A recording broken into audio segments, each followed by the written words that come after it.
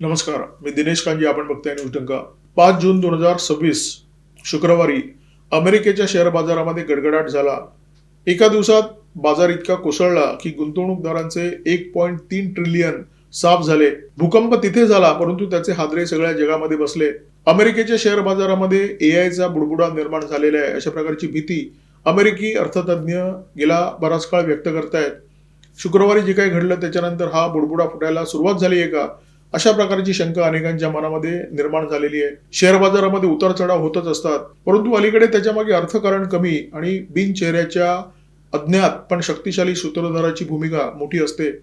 शुक्रवारी अमेरिकेमध्ये जे काही घडलं त्याच्यामागे असंच एखादं अतर्क्य कारण आहे का, अशी शक्यता व्यक्त करण्यात येते.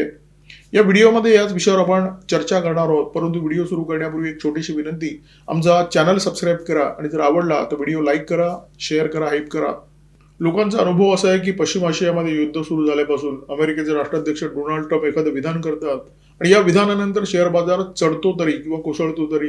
शेअर बाजारामध्ये निर्माण झालेल्या या ट्रम्प फॅक्टरमुळे अनेकांचं भाग्य फळफळलेलं आहे. ट्रम्प यांच्या निकटवर्तीयांचा याच्यामध्ये खूप मोठ्या प्रमाणामध्ये भरणा आहे. शुक्रवारी अमेरिकेच्या शेअर बाजारामध्ये जे काही घडलं त्याच्यामागे अर्थकारण आहे की असंच एखादं कारण, याचा शोध आता अमेरिकी तज्ज्ञ घेत आहेत.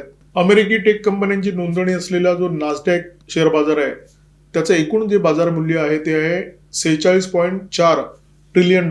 त्याच्यामध्ये 5 कंपन्या अशा आहेत ज्याचं एकूण बाजार मूल्य 20 ट्रिलियनच्या पुढे आहे. त्याच्यामध्ये सगळ्यात जास्त बाजार मूल्य आहे एनव्हिडियाचं, ज्याचं बाजार मूल्य आहे 5.3 ट्रिलियन. त्याच्यानंतर ॲपल, त्याचं बाजार मूल्य आहे 4.7 ट्रिलियन. त्याच्यानंतर अल्फाबेटचं बाजार मूल्य आहे 4.5 ट्रिलियन. नंतर मायक्रोसॉफ्ट 3.11 ट्रिलियन आणि अमेझॉन 2.7 ट्रिलियन. जगभरातील तज्ज्ञांचं एक वैशिष्ट्य असतं, बोटावर मोजणे इतके तज्ज्ञ असे असतात जे एखादी घटना घडण्यापूर्वी त्याचं भाकीत करतात. बाकीचे जे तज्ज्ञ असतात ते घटना घडून गेल्यानंतर ती का घडली याचं विश्लेषण करायला पुढे येतात. अमेरिकी शेअर बाजारामध्ये शुक्रवारी जी ऐतिहासिक घसरण झाली त्याच्यानंतर तज्ज्ञ पुढे आले आणि त्यांनी एक आकडेवारी पुढे केली. अमेरिकेच्या ब्युरो ऑफ लेबर स्टॅटिस्टिक्सने एक आकडेवारी जाहीर केली. ही आकडेवारी होती वाढलेल्या रोजगारांची. अमेरिकेमध्ये जेवढे रोजगार वाढणं अपेक्षित होतं त्याच्या तुलनेमध्ये दुप्पट रोजगार वाढले आणि हे निमित्त झालं शुक्रवारी शेअर बाजार कोसळण्याचं. आता तुम्ही म्हणाल की ही घटना तर चांगली आहे, एखाद्या देशामध्ये जर रोजगार वाढले तर त्याच्यामध्ये वाईट काय आहे, परंतु अर्थतज्ञांनी याचा जो अर्थ काढला तो थोडा वेगळा होता. रोजगार वाढले याचा अर्थ लोकांच्या हाती जास्त पैसे खुळखुळणार, लोक जास्त खर्च करणार, बाजारामध्ये येणाऱ्या पैशाचं प्रमाण वाढणार आणि त्याच्यामुळे बाजारामध्ये महागाई वाढणार. महागाई वाढली तर अमेरिकेच्या फेडरल रिझर्व्हला व्याजदर वाढवणं भाग पडेल, व्याजदरामध्ये कपात होईल अशा प्रकारची अपेक्षा होती, परंतु प्रत्यक्ष व्याजदर वाढवावे लागतील आणि त्याच्यामुळे काय होईल, अमेरिकेच्या बॉन्ड मार्केटमध्ये व्याजदर जर वाढले तर त्याचे परिणाम काय होतात. शेअर बाजारामध्ये जी गुंतवणूक आहे ती विकून लोक या सुरक्षित गुंतवणुकीमध्ये आपला पैसा वळवतात आणि लोकांचा हिशोब स्पष्ट असतो. शेअर बाजारामध्ये सतत उतार चढाव चालू असतात. जेव्हा तुम्हाला बॉन्डमध्ये गुंतवणूक करायची असते तेव्हा तुम्हाला एक निश्चित परतावा दर महिन्याला मिळत असतो.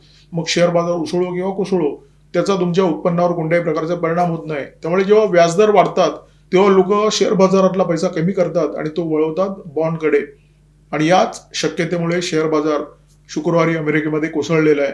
मी आधी म्हटल्याप्रमाणे शेअर बाजार कोसळल्यानंतर तज्ज्ञांना काहीतरी कारण द्यावं लागतं, परंतु परिस्थिती अशी आहे की तज्ज्ञांना कारण शोधण्याची गरज नाहीये. पश्चिम आशियामध्ये जो तणाव आहे त्याच्यामुळे अमेरिकेच्या तिजोरीवर जबरदस्त ताण पडतोय. अमेरिकेचा प्रचंड मोठ्या प्रमाणामध्ये पैसा खर्च होतोय. जागतिक बाजारपेठेमध्ये कच्च्या तेलाचे जे दर आहेत, ब्रेंटचे जे दर आहेत ते $93 प्रति बॅरल झालेले आहेत.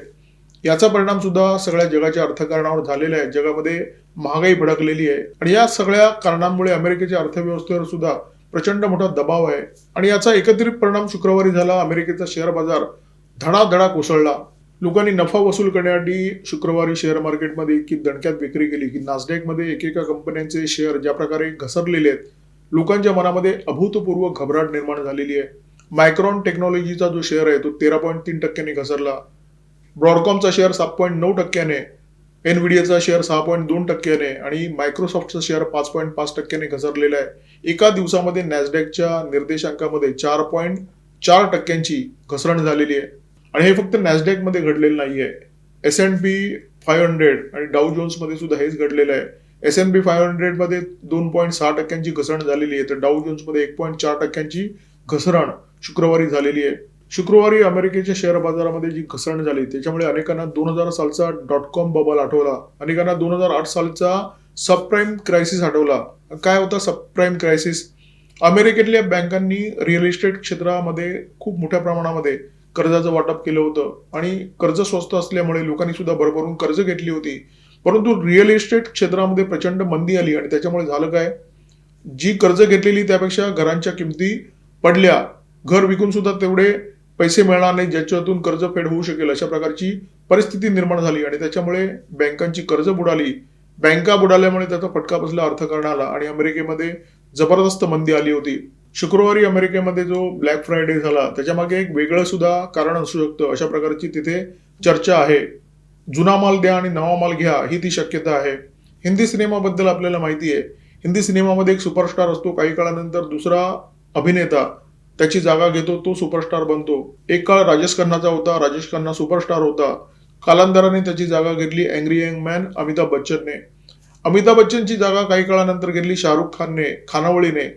आणि आता शक्यता अशी निर्माण झालेली आहे की या खानावळीची जागा धुरंधरचा स्टार रणवीर सिंग घेण्याची शक्यता आहे. नॅसडॅकमध्ये नेमकं हेच घडताना दिसतंय. नॅसडॅकच्या दरावर अनेक कंपन्या उभ्या आहेत आणि या कंपन्या दिग्गज कंपन्या आहेत. या कंपन्या छोट्या मोठ्या कंपन्या नाही आहेत. या अशा कंपन्या आहेत ज्या कंपन्यांमध्ये जगाचं उद्याचं भविष्य बदलण्याची क्षमता आहे. या कंपन्यांमध्ये विश्वामित्राचं सामर्थ्य आहे. विश्वामित्र आपल्याला माहिती आहे ज्याने प्रतिसृष्टी निर्माण केलेली. तर प्रतिसृष्टी निर्माण करणाऱ्या या कंपन्या आहेत. या कंपन्यांमध्ये फक्त 3 कंपन्यांचा मी उल्लेख करतो. इलॉन मस्कची स्पेसएक्स कंपनी याच्यामध्ये आहे, अँथ्रोपिक कंपनी आहे आणि ओपन एआय आहे. ओपन एआय आपल्याला सगळ्यांना माहिती आहे. या ओपन एआयचं चॅट जीपीटी आपण सगळेच वापरत असतो आणि यांचं बाजार मूल्य किती जबरदस्त आहे ते आकडे सुद्धा ऐका. स्पेसएक्सचं जे बाजार मूल्य आहे 1.75 ते $2 ट्रिलियन पर्यंत आहे. अँथ्रोपिकचं जे बाजार मूल्य आहे ते आहे 852 अब्ज ते 1 ट्रिलियन पर्यंत आणि ओपन एआयचं जे बाजार मूल्य आहे ते आहे 900 अब्ज ते 1 ट्रिलियन पर्यंत. म्हणजे या सगळ्या कंपन्यांचं बाजार मूल्य जर तुम्ही एकत्र केलं तर तो आकडा बनतो 3.9 ते 4 ट्रिलियन. या 3 कंपन्या मिळून 2026च्या उत्तरार्धापर्यंत $200 अब्ज IPO घेऊन येणार आहेत. आणि ही रक्कम किती मोठी आहे तुम्ही समजू शकता. IPO म्हणजे काय हे थोडक्यात तुम्हाला सांगतो. खाजगी कंपनी असते. ही खाजगी कंपनी आपले काही शेअर जनतेला आणि वित्त संस्थेला खुले करते आणि या शेअरची मग शेअर बाजारामध्ये नोंदणी करण्यात येते. वित्त संस्था आणि गुंतवणूकदारांची परिस्थिती आपल्याला माहिती आहे. बाजारामध्ये पैशाची फारशी उपलब्धता नाही कारण मंदी प्रचंड आहे. नदी कोरडी ठाक पडलेली आहे. त्याच्यामुळे पाणी नाहीये आणि अशा परिस्थितीमध्ये जर IPO आलेले आहेत तर जे गुंतवणूकदार आहेत, ज्या वित्त संस्था आहेत त्यांना काय करावं लागेल? आपला आधीचा माल काढावा लागेल. पैसे काही मोकळे करावे लागतील आणि ते पैसे या IPO मध्ये गुंतवावे लागतील कारण जागतिक अर्थकारणामध्ये मंदीचं सावट आहे. त्यांचे $200 अब्ज म्हणजे आपले 19 लाख कोटी. खूप मोठी रक्कम आहे. आता तुम्ही म्हणाल की अमेरिका ही आर्थिक महासत्ता आहे. अमेरिकेसाठी ही रक्कम फारशी मोठी नाहीये. $200 अब्ज हा अमेरिकी शेअर बाजारासाठी किती मोठा आकडा आहे हे स्पष्ट करण्यासाठी मी तुम्हाला 2025 ची आकडेवारी देतो. 2025 मध्ये अमेरिकेमध्ये जे IPO आले होते त्या IPO ची एकूण रक्कम जी होती ती होती $45 अब्ज. म्हणजे तुम्ही कल्पना करू शकता की $200 अब्ज हा आकडा अमेरिकी शेअर बाजारासाठी किती मोठा आहे. अर्थ स्पष्ट आहे की एवढ्या मोठ्या प्रमाणामध्ये जर रक्कम निर्माण करायची आहे तर अमेरिकेमध्ये ज्या वित्त संस्था आहेत किंवा अमेरिकेमध्ये जे बडे गुंतवणूकदार आहेत त्यांना काय करावं लागेल? आपला जुना माल थोडासा हलका करावा लागेल, काढावा लागेल, तो विकावा लागेल आणि त्याच्यातून जो पैसा निर्माण होतो तो या IPO मध्ये टाकावा लागेल. आणि अमेरिकेमध्ये शुक्रवारी झालं तो त्याचाच एक भाग असण्याची शक्यता आहे. आणि एक गोष्ट स्पष्ट आहे की पुढे अशा प्रकारचे अनेक क्रॅश आपल्याला पाहायला मिळतील. या बड्या कंपन्यांचे जे IPO येत आहेत त्याच्याबद्दल अमेरिकेतले गुंतवणूकदार आणि अर्थतज्ञ अत्यंत सावध भूमिका घेताना दिसत आहेत. रे डेलिओ हे अमेरिकेतले अब्जाधीश गुंतवणूकदार त्यांनी या IPO बद्दल अत्यंत स्पष्ट भूमिका मांडलेली आहे. त्यांचं सुरुवातीपासून असं मत आहे की AI मध्ये जी तेजी दिसते ती तेजी म्हणजे एक बुडबुडा आहे. या कंपन्यांमध्ये सुरुवातीच्या काळामध्ये ज्या व्हेंचर कॅपिटलिस्टने गुंतवणूक केलेली आहे जेव्हा IPO येतील आणि IPO आल्यानंतर तुम्हाला माहिती आहे सुरुवातीचे काही दिवस या IPO ना अप्पर सर्किट लागत असतं. त्याचे शेअरचे भाव वधारत असतात आणि जेव्हा बऱ्यापैकी शेअरचा भाव वधारतो तेव्हा हे व्हेंचर कॅपिटलिस्ट त्यांची गुंतवणूक बाहेर काढतात आणि जेव्हा हा शेअर कोसळतो तेव्हा अडकतो कोण? सर्वसामान्य गुंतवणूकदार. प्रसिद्ध लेखक म्हणजे ते पुस्तक तुम्हाला माहित असेल, रिच डॅड पुअर डॅड. त्या पुस्तकाचे लेखक रॉबर्ट कियोसाकी, जे स्वतः एक चांगले गुंतवणूकदार आहेत, ते तर वारंवार सांगतायत की तुमचा पैसा डॉलरमध्ये ठेवू नका, तुमचा पैसा सोन्यामध्ये ठेवा किंवा चांदीमध्ये ठेवा किंवा क्रिप्टो करन्सीमध्ये ठेवा. तर ते वारंवार सांगतायत की 2008 साली जो सबप्राईम क्रायसिस आला होता, तसाच बुडबुडा मार्केटमध्ये आता एआयचा तयार झालेला आहे आणि हा बुडबुडा फुटताना पाहणं अत्यंत भयानक असेल. आणि त्यांनी पुढे जाऊन असं विधान केलेलं आहे की मार्केटमध्ये हे जे मोठे मोठे आयपीओ येत आहेत, ओपन एआय किंवा इलॉन मस्कच्या कंपनीचे, हे आयपीओ काय करणार आहेत, मार्केटमध्ये जी उरली सुरली लिक्विडिटी आहे, म्हणजे उरला सुरला जो पैसा आहे, तो सगळा पैसा हे जे आयपीओ आहेत ते शोषून घेणार आहेत. जगप्रसिद्ध गुंतवणूकदार आणि बर्कशायर हॅथवेचे संस्थापक वॉरेन बफे यांनी तर आपले सगळे शेअर विकलेले आहेत, म्हणजे बहुतेक शेअर विकलेले आहेत. ऍपलचे शेअर त्यांनी विकले आणि शेअर विकून त्यांनी काय केलेलं आहे, त्यांनी पैसा तयार ठेवलेला आहे. ते वाट बघतायत की कधी शेअर मार्केट कोसळत आहे आणि कधी मी स्वस्त दरामध्ये शेअर विकत घेतोय. जेफ्री सॅक्स यांच्याबद्दल आपल्याला माहिती आहे, अमेरिकी अर्थतज्ञ आहेत, डोनाल्ड ट्रम्प यांचे खूप मोठे टीकाकार आहेत. ते या एआय कंपन्यांबद्दल म्हणतात की या एआय कंपन्यांसाठी मोठ्या प्रमाणात विजेची गरज असते, डेटा सेंटरची गरज असते आणि हे जे एआय कंपन्यांचं मॉडेल आहे ते नफा कमवू शकतं, हे आतापर्यंत सिद्ध झालेलं नाहीये. त्यामुळे अशा कंपन्यांच्या आयपीओ मध्ये मोठ्या प्रमाणात गुंतवणूक करणं म्हणजे अर्थव्यवस्थेच्या सोबत जुगार खेळण्यासारखं आहे. 5 जून रोजी अमेरिकी शेअर बाजारामध्ये जे काही घडलं, ती खरोखरच जर बुडबुडा फुटण्याची सुरुवात असेल तर त्याचे परिणाम भारतीय शेअर बाजारावर सुद्धा होतील, भारतातल्या अनेक कंपन्यांवर होतील. विशेष करून सॉफ्टवेअर कंपन्या, विप्रो, टीसीएस किंवा इन्फोसिस या ज्या कंपन्या आहेत, त्यांचा खूप मोठा महसूल अमेरिकेमधून येतो. जर अमेरिकी कंपन्यांवर परिणाम होतो, त्या कंपन्या आपलं आर्थिक बजेट कमी करतात, तर त्याचा फटका स्वाभाविकपणे भारतीय कंपन्यांना बसू शकतो. परंतु हे अल्पकाळासाठी होणार आहे. दीर्घकाळामध्ये या घसरणीचे भारताला फायदेच होण्याची शक्यता आहे. पश्चिम आशियामध्ये जे युद्ध सुरू आहे त्याचं सावट भारतीय अर्थव्यवस्थेवर सुद्धा पडलेलं आहे. फरक एवढाच आहे की जगाच्या तुलनेने आपली जी परिस्थिती आहे ती बरी आहे, परंतु आपला रुपया घसरतोय. विदेशी गुंतवणूकदार संस्था भारतातून पळ काढताना दिसत आहेत आणि ही परिस्थिती बदलण्याआधी, हे चित्र बदलण्याआधी रिझर्व्ह बँकेने 5 जून रोजी एक धोरण जाहीर केलं आणि याचे सकारात्मक परिणाम भारतावर होण्याची शक्यता आहे. हे चित्र बदलण्याआधी रिझर्व्ह बँकेने 5 जून रोजी एक धोरण जाहीर केलं. हे धोरण आहे बॉन्ड मार्केटच्या संदर्भात आणि विदेशी संस्थागत गुंतवणूकदारांच्या संदर्भात.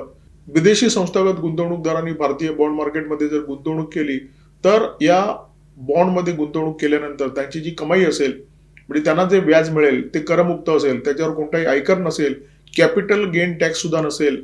आणि हे अशा प्रकारचं धोरण आहे जे 15 वर्षापासून 40 वर्षापर्यंतचे जे बॉन्ड आहेत त्याला लागू आहे आणि याचा फायदा भारताला निश्चितपणे होणार. भारतामध्ये विदेशी गुंतवणुकीचा ओघ निश्चितपणे वाढणार आहे.